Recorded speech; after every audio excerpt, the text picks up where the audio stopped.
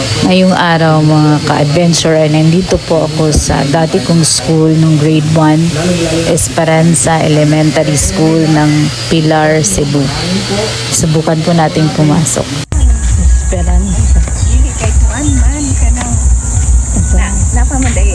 Mag-vlog naman. Pwede pumasok. Oo, saan tuloy mo ma. Good afternoon. Ma'am.